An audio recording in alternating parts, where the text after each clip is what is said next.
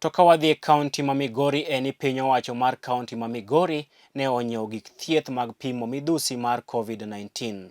Kane orwako gik thieth go, jatend migao mar thieth e kaunti ma Migori Migori Kephas Nyamitta ne owacho ni od thieth maduong' mar kaunti no ma Migori sani koro ok bi bedo kod chandruok mar yudo dwoko mag COVID-19 molewo kaka osebedo ekinde machien. Ne olero ni masinde makamago dhi golo dwoko mag COVID-19 bang' thuolo mar dakika 12 kende.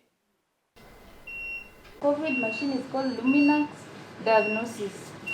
It tests for COVID. When somebody is COVID positive, it will show the result within 15 minutes or 12 minutes. It is 12 to 15 minutes.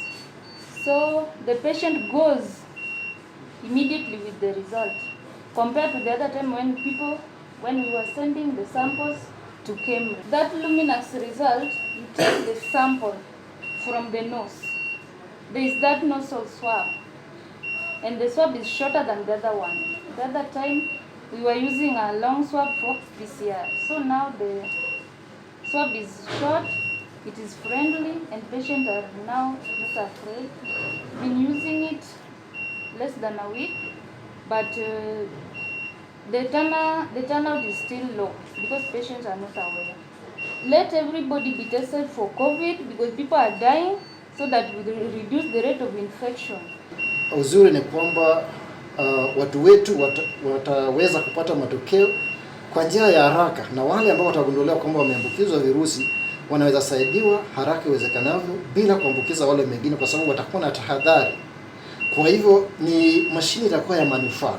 Tuko na mashine hizi mbili hapa chini kwa casualty, na kule juu pia tuko na nyingine pia ya PCR ambayo inatumia module ya gene expert.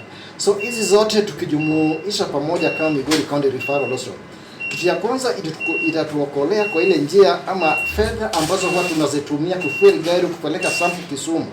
Kwa hivyo sasa hatutakuwa na gharama kama hiyo, so gharama imepunguka. So watu watakuwa wanapata matokeo siku hiyo tukilinganisha na ile hapo awali tulikuwa tunapeleka Kisumu na tunapata majibu kesho. Earlier we had to take our samples to Kisumu and the turnaround would be so long. And now because we have closed the border, we can also test immediately and we can detect people who are infected early enough so that they cannot cross. So there is no delay. The earlier detection, will help us curb the spread of the disease.